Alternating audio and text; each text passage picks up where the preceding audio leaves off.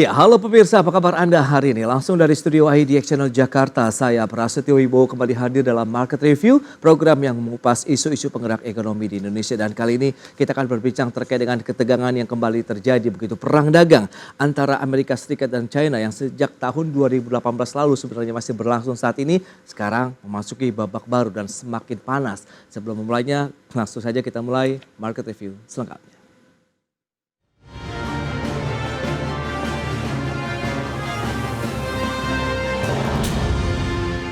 Ya, perang dagang antara raksasa ekonomi dunia Amerika Serikat dan China telah memasuki babak baru. Namun sayangnya babak baru tersebut bukan menjadi akhir yang bahagia atau happy ending. Sebab pemerintah Joe Biden justru menerapkan tarif baru terhadap barang impor dari China. Perang dagang antara dua raksasa ekonomi dunia yaitu Amerika Serikat dan China kembali memanas dan memasuki babak baru. Hal ini dipicu kebijakan pemerintah Joe Biden yang meningkatkan tarif pada produk impor asal China, diantaranya kendaraan listrik, sel surya, dan baterai lithium ion. Kemudian semikonduktor, baterai, mineral-mineral penting hingga jarum suntik. Adapun dasar kebijakan pengetatan tarif impor negeri Paman Sam terhadap produk China senilai 18 miliar dolar Amerika Serikat tersebut adalah untuk melindungi industri dalam negeri Amerika dari persaingan tidak sehat.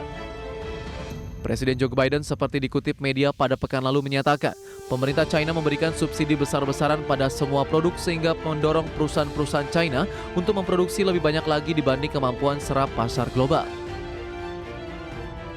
Dampaknya perusahaan China bisa menjual produk dengan harga yang murah. Langkah sepihak Amerika Serikat ini pun membuat pemerintah China meradang yang dengan tegas menentang keputusan Joe Biden untuk meningkatkan tarif impor China. Bahkan Kementerian Perdagangan China menilai langkah tersebut sebagai manipulasi politik dan mendesak Amerika untuk membatalkan kenaikan bea masuk. Perang dagang kedua negara berawal pada awal tahun 2018 di mana Amerika telah memberlakukan tarif impor terhadap produk asal China senilai 250 miliar dolar Amerika. China pun membalas dengan memberlakukan tarif impor terhadap produk dari Amerika Serikat senilai 110 miliar dolar Amerika. Konflik hubungan dagang kedua negara sedikit mereda pada Desember setelah kedua negara sepakat untuk menghindari tambahan pengenaan tarif selama 90 hari sejak tanggal 1 Desember 2018. Jakarta, Tim Liputan IDX Channel. Ya, sementara itu Menteri Keuangan Sri Mulyani Indrawati memprediksikan perang dagang Amerika Serikat dan China masih akan berlangsung hingga 10 tahun ke depan. Sehingga dikhawatirkan akan memberikan tekanan terhadap prospek ekonomi nasional dan juga dunia. Ya, perang dagang antara Amerika Serikat dan China yang sudah berlangsung sejak tahun 2018 lalu dipastikan akan terus berlanjut. Hal ini dipicu pengetatan tarif impor yang diberlakukan pemerintahan Joe Biden terhadap barang-barang impor asal negeri tirai bambu Cina. Bahkan Menteri Keuangan Sri Mulyani Indrawati dalam rapat paripurna DPR RI ke-17 masa persidangan 5 tahun sidang 2023-2024 memperkirakan persaingan dua kekuatan ekonomi besar dunia tersebut masih akan terus berlanjut hingga 1 dekade ke depan. Sehingga dikhawatirkan akan berdampak pada ekonomi global dan juga Indonesia. Persaingan geopolitik antara Amerika dan Tiongkok dalam bentuk trade war dan chip war telah menimbulkan fragmentasi global serta disrupsi perdagangan dan investasi. Persaingan dua kekuatan ekonomi besar dunia diperkirakan akan terus berlangsung dalam dekade mendatang, yang tentu berdampak bagi prospek ekonomi nasional dan dunia. Ya, pemirsa, untuk membahas tema kita kali ini, babak baru perang dagang Amerika Serikat dan China, kita sudah tersambung melalui Zoom bersama dengan Bapak Beni Sutrisno, beliau adalah Ketua Umum Gabungan Perusahaan Ekspor Indonesia. Halo, selamat pagi Pak Beni. Selamat pagi Mas Pras. Ya, salam sehat dan terima kasih atas waktunya, dan sudah hadir juga bersama saya di studio Profesor Aryawan Gunadi. Beliau adalah Guru Besar Hukum Universitas Tarumanegara. Selamat pagi Prof. Selamat pagi Pak Pras. Terima kasih banyak atas kehadirannya. Terima kasih, Pak. Terima kasih juga. Ini luar biasa kalau kita lihat ketegangan global ini sebenarnya sudah berlangsung cukup lama ya. Tapi kita akan review terlebih dahulu nih Prof dari Pak Beni. Seperti apa sih sebenarnya kondisi dari kinerja ekspor Indonesia begitu dengan adanya kondisi global, apalagi nanti ditambah dengan perang dagang jilid berikutnya begitu ya antara Amerika Serikat dan China ini Pak Beni. Silakan Pak. Iya, tentu ini akan sangat mempengaruhi ya Ya. kinerja ekspor kita. Walaupun kita hampir 46 bulan kita selalu surplus, tapi surplusnya memang menurun. Betul. Sekarang Amerika bukan tujuan yang pertama untuk ekspor Indonesia. Ekspor Indonesia pertama adalah ke China, nomor 2 adalah India, mungkin yang ketiga Korea Selatan, dan Amerika mungkin yang keempat atau kelima. Saya kira kita harus menyesuaikan dengan kondisi ini. Nah, penurunan ekspor itu karena ada beberapa koreksi harga komoditi yang selama ini sudah terlalu tinggi. Kedua, juga aktivitas di mana kita ke China kan ekspornya hanya terbesar batu bara dan CPO, dan turunan dari kelapa sawit. Sebenarnya China sendiri ada masalah untuk industri mereka untuk mengekspor ke Amerika tadi yang sudah dijelaskan. Tentu menurunkan kegiatan produksinya. Nah, itu mengakibatkan penurunan juga ekspor kita ke China. Walaupun China masih menduduki nomor 1 untuk ekspor kita. Yang mempengaruhi penurunan ekspor kita itu diantaranya adalah masalah krisis di terusan Suez. Karena terusan Suez saat ini masih belum bisa dilalui, kita masih muter lewat Afrika Selatan. Tentu kita kalau ke Eropa maupun ke negara-negara Mediterranean seperti Turki, kita butuh waktu tambahan sekitar 10-14 hari, dan tambahan biaya logistiknya bisa nambah hampir 20-23%. Nah, ini mengakibatkan konsumen di Eropa maupun di Turki dan sekitarnya mulai melakukan alternatif sumber yang tadinya didapat dari Far East, sehingga ini volumenya kita menurun. Yang kedua juga akibat perang di Timur Tengah ini harga minyak juga naik sangat signifikan. Kita bisa lihat Presiden Iran meninggal dunia karena jatuh helikopter, walaupun belum tahu kenapa jatuhnya. Harga minyak udah mulai naik lagi. Dengan harga minyak naik lagi, tentu biaya logistik, biaya angkut ekspor kita yang banyak melalui kapal, melalui laut, itu juga akan naik. Itu juga akan naik. Nah, tapi kalau akibat dari Amerika perang dagang dengan China, alasannya sebenarnya banyak ya. Tentu saya tidak masuk ke ranah politik. WTO, anggota WTO itu boleh melakukan countervailing duty apabila negara eksportirnya itu memberikan subsidi, atau anti dumping apabila perusahaan eksportirnya itu menjual harga ekspornya lebih murah dibandingkan dia menjual di dalam negeri. Nah, ini bisa dilakukan alasan-alasan seperti itu. Baik, Pak Adi. Tapi itu juga bersiasati untuk kita, malah ada kesempatan kalau kita mau meningkatkan ekspor ke Amerika, kita undang aja investor China untuk bikin industri di Indonesia yang mengekspor ke Amerika. Jadi ini ini orang dagang, Pak. Jadi harus bisnis ya.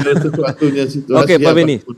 Baik, kita akan ke Prof Aryawan nih terkait dengan kondisi yang ada begitu, bahwa tensi dari hubungan dagang begitu ya Amerika Serikat dan China ini meningkat karena tadi Amerika Serikat juga setelah mengenakan tarif baru nih ya terhadap banyak juga nih produk-produk yang masuk ke Amerika Serikat dari China. Bagaimana Prof Aryawan sendiri melihat babak baru seperti apa yang sedang terbentuk ataupun yang perlu dicermati juga nih oleh masyarakat internasional? Iya, jadi kalau kita lihat kan memang Menkyu kan memprediksi sekitar 1 dekade. Yes. Prediksi saya itu memang saya sudah prediksi sekitar 2008 atau 2009 lah waktu itu, bahwa perang antar negara itu bukan lagi konflik secara geopolitik aja, tetapi juga perang yang menyangkut hubungan ekonomi maupun hubungan dagang terutama. Nah, ini yang menjadi awareness buat kita. Nah, dalam kasus Amerika Serikat dengan China, sebetulnya adalah merupakan hampir sama pengulangan waktu tahun 2018 sampai 2020. Waktu itu kenaikan tarifnya kan sekitar 25% untuk produk-produk di China. Tetapi tadi Pak Beni sudah sampaikan bahwa instrumen-instrumen pengamanan perdagangan itu bisa dilakukan dengan beberapa pola. seperti misalnya anti subsidi, countervailing duty, ataupun anti dumping law, atau juga safeguard bila mana ada produk yang mengganggu. Nah, ini Amerika Serikat kan ingin mencoba menggunakan instrumen pengamanan dagang atas serbuan barang dari China. Betul. Nah, dengan tarif-tarif yang dinaikkan seperti electric vehicle dari 25% sampai ke 100%. Betul. Nah, lalu produk-produk yang lain-lainnya aluminium, besi baja dan sebagainya kenaikan yang cukup signifikan dibandingkan dengan 2018. Nah, ini yang mengakibatkan saya memprediksi bahwa mereka akan memindahkan pusat produksinya tidak lagi menggantungkan kepada China. Tetapi mungkin ya dengan negara tetangga seperti Meksiko ataupun kalaupun yang terjauh mungkin dengan Vietnam. Nah, itu yang prediksi saya kemungkinan akan ke arah situ. Baik Prof, nah dengan kondisi seperti saat ini pemerintah kan memang menuding, ini lagi-lagi permasalahan masih sama ya terkait dengan subsidi insentif besar-besaran yang diberikan pemerintah terhadap China ya, pemerintah China terhadap perusahaan-perusahaan di sana sehingga tadi mampu memproduksi dalam jumlah besar kemudian bisa menjual dengan harga yang murah. Kita akan bahas lagi nanti di segmen berikutnya ya Prof dan juga Pak Benny, kita akan jeda dulu sebentar dan pemirsa tetaplah bersama kami.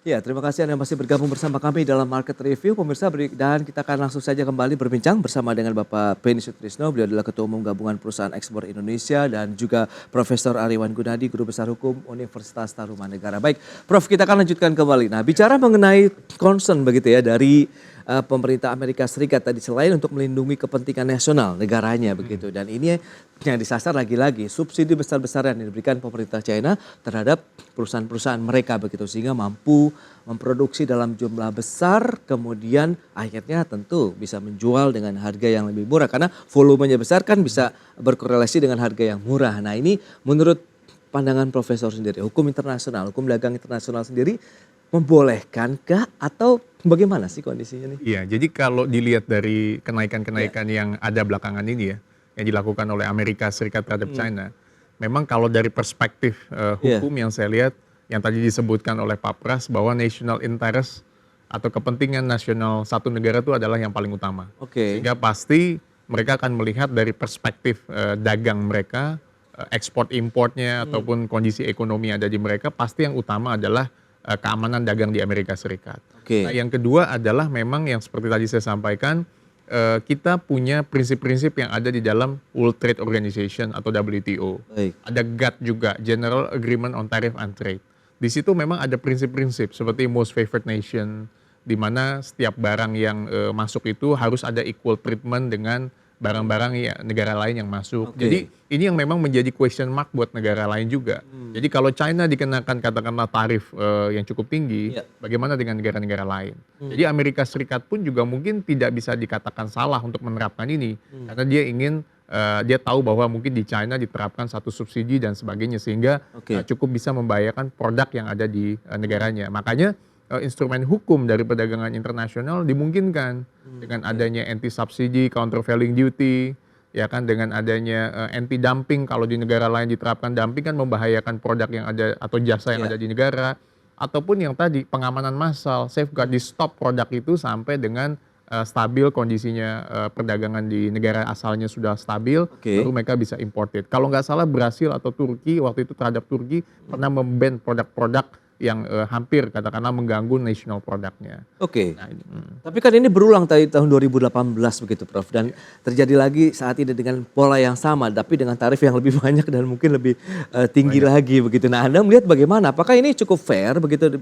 kalau kita bicara mengenai free trade dari perdagangan bebas internasional dan WTO di sana, sementara di sini ada pembatasan begitu, pengetatan. Cina sudah mulai meradang juga nih dan akan melakukan aksi balas juga. Apakah ini akan berdampak lebih panjang lagi dan ini luas lagi begitu terhadap masyarakat internasional dan tentunya Indonesia nanti? Iya betul. Jadi kalau dilihat kan yang terkena dampak kendaraan listrik 25% menjadi 100% tarifnya. Lalu pajak impor panel surya dari 25% menjadi 50%, import baja aluminium dari 7,5 menjadi 25%. Dan baterai litium 3 kali lipat. Ya kan? Dan ini dianggap merupakan satu tindakan yang tadi countervailing, ingin mencoba membalance trade yang ada di kita. Nah, artinya adalah kalau dilihat memang banyak negara-negara yang belakangan melakukan proteksionisme. Oke. Ya kan, untuk melindungi produk di dalam negerinya. Iya, Ya kan, beda ada negara-negara yang mungkin berani melakukan persaingan dagang secara yang ada. Oke. Dan memang tadi seperti yang dikatakan bahwa essence-nya kan ingin dilakukan satu perdagangan bebas lah atau free trade. Padahal yang dicari itu kan perdagangan yang adil atau fair Betul. trade. Makanya tadi ditanyakan juga bagaimana dampak dari perspektif masyarakat internasional melihat ini. Nah, Indonesia pun terkena dampak atau enggak? Ya kalau saya lihat kita bisa melihat, tadi kan disampaikan dari data-data yang ada. Artinya memang kita banyak bergantung juga dengan China, Betul. itu banyak produk kita yang juga dengan India, Amerika Serikat, Korea dan sebagainya. Artinya kita juga bisa melihat bisa nggak memanfaatkan momentum ini. Misalnya pusat produksinya yang ada di Amerika Serikat bisa sebagian mungkin pindah ke Indonesia misalnya. Tetapi ini juga nggak mudah. Kenapa? Karena di Indonesia itu kan harus siap ya segala infrastruktur dan yang lainnya untuk bisa mendukung ini semuanya. Oke. Begitu. Nah, kalau kita lihat dengan kondisi ekspor juga ini menarik, Pak Beni. Kita akan lihat ini data yang sudah disampaikan negara tujuan ekspor non migas Indonesia, begitu ya. Ini data per April yang baru dirilis oleh Badan Pusat Statistik. Ini China 4,28 miliar, disusul India, kemudian Amerika Serikat begitu. Memang ini masih menjadi andalan juga begitu. Amerika Serikat ya ada di posisi ketiga. Yang pertama memang China begitu seperti yang Anda sampaikan. Kalau kita lihat dengan negara importir yang khusus barang-barang non migas, China pun masih menempati posisi pertama, Pak Beni. Nah, Anda melihat bagaimana dengan tadi kalau memang akhirnya perang dagang ini berlanjut kemudian saling ban begitu terkait dengan produk-produk tadi, akankah berimbas dengan produk-produk Indonesia kah pada saat mungkin kita harus mengekspor ke Amerika Serikat maupun ke China? Saya rasa malah ini jadi opportunity. Kita lihat gini ya, saya pernah baca statistik celana dalam orang Amerika itu hampir 70% diimpor dari China. Oke. Celana dalam nih, ya kan? Baik. Bayangkan kalau dia nggak punya celana dalam gimana gitu kira-kira Oke. gitu ya. Baik. Nah itu kan satu opportunity buat kita juga. Nah, Oke. kalau mereka nggak bisa ngambil dari China, ya tentu harus, kan ini kebutuhan pokok Pak ya. Betul. Bukan hanya roti tapi celana dalam juga kebutuhan pokok. Dia harus cari dari sumber yang lain ya. Yang paling dekat memang Meksiko, tapi kan harganya juga pasti lebih mahal dibandingkan dari Far East ya. Dari Far East bisa ngambil, tadi Profesor mengatakan Vietnam, yes Vietnam salah satu alternatif, dan Vietnam ke Amerika memang zero duty karena mungkin balas jasa Vietnam mau jajah dulu ya. Nah Oke. kalau kita kan masih dikenakan duty. Nah itulah tugasnya para pemerintah harus melakukan juga, karena sekarang ada namanya Pacific Initiative, nggak tahu efektifnya sampai mana. Nah kalau kita bisa ikut di Pacific Initiative, tentu ini semacam free trade antara negara-negara Pasifik. Nah mungkin China dikecualikan. Nah ini kesempatan besar Indonesia untuk menggantikan supply ke Amerika. Oke, tapi menurut Anda peluang ini seberapa cepat bisa kita grab begitu kalau kita bicara mengenai kondisi saat ini pun kita kan sempat terkendala dengan logistik internasional begitu kaitannya dengan kondisi perang yang berkepanjangan Rusia, Ukraina, Palestina, Israel yang belum selesai juga, dan ini nampaknya sudah mulai memanas ke negara-negara lain seperti Anda sebutkan tadi ada Presiden Iran yang meninggal karena kecelakaan begitu. Anda melihat seperti apa sih nanti dunia usaha secara global sehingga tadi harusnya itu menjadi peluang tapi justru ada tantangan juga di sana nih Pak Beni. Setiap peluang pasti ada tantangan, atau setiap tantangan pasti ada peluang yang kita bisa lakukan ya. Oke. Ya, sementara ini kan industri kita sport shoes di kita kan sedang mengalami underutilized ya. Oke.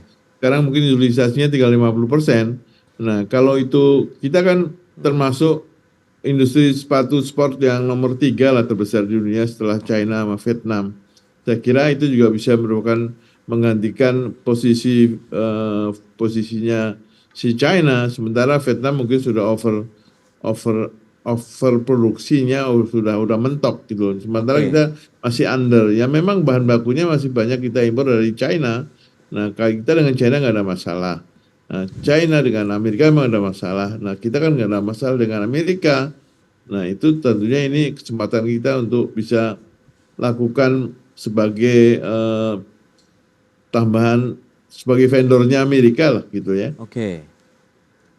Baik, dan kita akan lihat apakah memang keputusan yang diambil begitu ya oleh pemerintah Amerika Serikat khususnya Joe Biden, karena ada juga nih yang pendapat begitu mengatakan karena ini adalah tahun politik begitu ya Prof dan juga Pak Beni, lebih kepada karena ada keputusan politis juga di sana. Kita akan bahas nanti di segmen berikutnya, kita akan jeda dulu sebentar ya. Dan pemirsa, kami akan segera kembali usai pariwara berikut ini.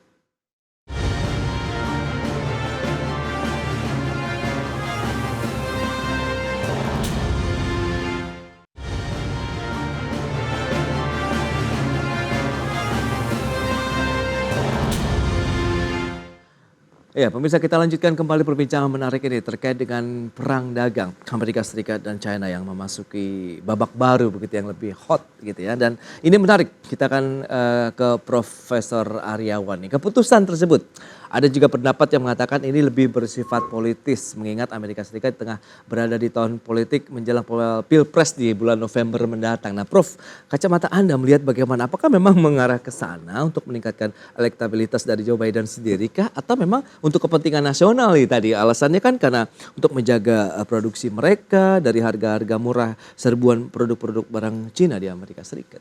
Iya, memang ini kita tidak bisa pungkiri karena tahun ini kan adalah politik ya, tahun politik ya kan, di mana Joe Biden pasti akan mengambil momentum sebagai US President untuk bisa mengambil vote lah dari masyarakat di Amerika. Nah, memang kebijakan yang diambil ini oleh Amerika Serikat terhadap China punya dampak beberapa sektor. Yang tadi kan dari besi baja, aluminium dan sebagainya. Itu adalah sektor-sektor yang di mana suara pekerja ada banyak di situ. Artinya banyak buruh yang bekerja di sektor itu. Nah, ini yang tanpa bermaksud untuk mendahului, memungkinkan untuk mengambil vote-vote dari suara pekerja yang ada. Itu bisa saja diambil di situ. Tapi yang kedua adalah kalau dia melihat dari perspektif hukum dagang internasional, ya tentu sah-sah aja. Karena instrumen-instrumen penanganan perdagangan kan tetap dilakukan. Betul. Walaupun kita ngelihat bahwa cenderung apa yang dilakukan oleh Amerika ini bukan hanya berdampak pada politik di dalam negeri, tetapi juga kepada masyarakat yang ada di internasional, which is impact-nya ini akan bisa kemana-mana gitu. Tetapi kalau ditanya dikaitkan dengan tahun politik, saya sampaikan ya mungkin bisa saja. Karena momentum ini adalah momentum yang sangat bagus. Joe Biden dan pemerintah akan diuji apakah berani mengambil sikap terhadap China, seperti apa yang dilakukan pada waktu tahun-tahun sebelumnya. Karena ini akan menunjukkan standingnya atau position dari Amerika yang ingin memang menguasai pangsa pasar dunia. Nah, China sendiri juga sudah pintar, artinya semakin pintar untuk melihat industri ini menggunakan teknologi dan manufaktur. Artinya advance lah dia, menggunakan AI dan sebagainya untuk bisa berkompetisi untuk dibanding dengan negara-negara lainnya. Oke, itu dia. Berarti memang ada dinamika ke arah sana. Dinamikanya ya? saya lihat sih ada saja pasti. Kita nggak bisa pungkiri lah. Baik, Pak Beni, lantas strategi dari teman-teman eksportir sendiri seperti apa begitu untuk menyikapi kondisi seperti ini begitu 10 tahun mendatang, dampaknya ini diprediksikan oleh pemerintah kita sendiri pun masih tetap terbuka begitu Pak Beni. Raksasa itu kan dulu Amerika, sekarang ada Rusia, sekarang raksasa baru China. Jadi setiap raksasa itu bergerak, landscape perdagangan juga berubah. Landscape perdagangan juga berubah karena kita kan pengusaha tetap harus usaha terus ya. Jadi kita pernah mengalami era GATT, terus ada WTO juga gagal saya rasa ya. Tapi WTO sudah memberikan satu instrumen yang cukup bagus ya Kak, mengenai trade remedy yang tadi dikatakan oleh si Prof. Aryawan tadi. Nah, ini tinggal negaranya mau melakukan apa ya. Jadi kalau Amerika memang dia menunjukkan super powernya ya. Kita pernah dengar dulu Toshiba juga pernah kena, lalu handphone China itu juga pernah kena yang anaknya ditahan di Kanada tanpa ada penyelesaian secara yang adil, akhirnya dilepas juga. Nah, ini memang Amerika memang super power dalam hal ini. Dia ingin menunjukkan kalau gua mau, lu bisa apa, kira-kira begitu. Nah, saya kira ini kesempatan lah bagi kita pengusaha Indonesia untuk melakukan perubahan landscape tujuan ekspor kita. Ya, yang selama ini kita kan Dulu hanya dominasi Amerika, terus tumbuh Cina. Sekarang kita ada China dan ada juga newcomer yaitu India. Ya. Nah, kita kan ada beberapa hal dengan China kita punya free trade, dengan India juga punya, dengan Amerika kita tidak punya free trade agreement dengan Amerika.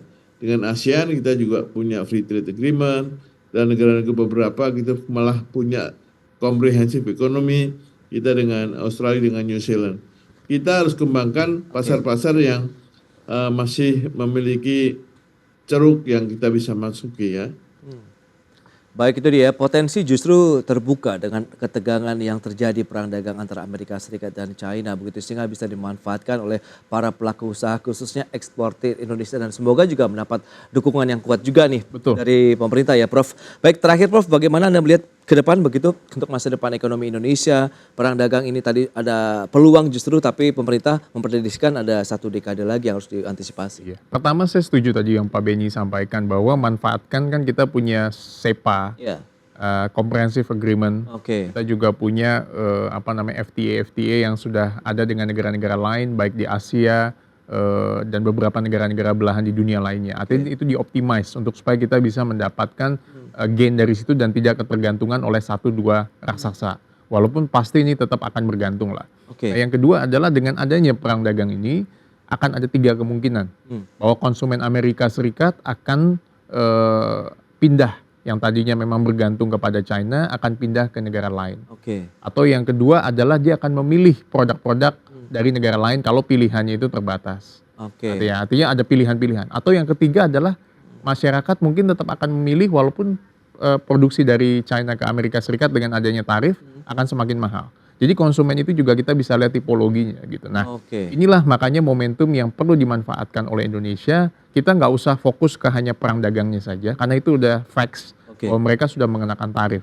Nanti kita lihat apakah China akan melakukan balasan atau upaya ke WTO dan sebagainya. Kita fokus aja apa yang bisa menjadi keunggulan di kita. Misalnya CPO kita, ya kan CPO kita kan lagi terkendala nih dengan adanya EU Deforestation Law itu kan, Iya. ya kan di Uni Eropa. Kita lagi banding, kita upayakan aja. Kita di OECD kita lagi usaha untuk aksesi menjadi member. Kita upayakan aja. Oke. Apalagi kita baru selesai kemarin lagi jalan World Water Forum. Itu disorot mata dunia. Artinya dengan kesemuanya itu dan backbone yang dimiliki oleh Indonesia, ya harusnya kita bisa berbuat lebih. Tadi seperti yang Pak Beni sampaikan, manfaatkan momentum dengan negara-negara tetangga dan kita punya determinasi yang kuat untuk bisa fight dengan negara lain. Itu dia, potensi tetap terbuka Iya, meskipun betul. tantangan juga tetap ada begitu ya dengan adanya perang dagang antara Amerika Serikat dan juga China. Baik, Prof. Aryawan, terima kasih banyak atas kasih. kehadirannya hari ini, dan Pak Beni terima kasih juga atas waktu yang disempatkan begitu dan memberikan satu insight baru tentunya bagi pemirsa IDX Channel. Selamat melanjutkan aktivitas Anda kembali dan salam sehat Pak Beni dan juga Pak Terima kasih, Mas Pras. Terima kasih. Prof. Aryawan, terima kasih banyak. Thank you. Terima kasih, Prof. Terima Baik kasih, pemirsa, Pak Beni. jangan beranjak dari tempat Anda karena sesaat lagi kami masih akan kembali dengan tema menarik lainnya terkait dengan Kementerian Keuangan yang menyiapkan APBN 2025 untuk era Prabowo Gibran. Sesaat lagi.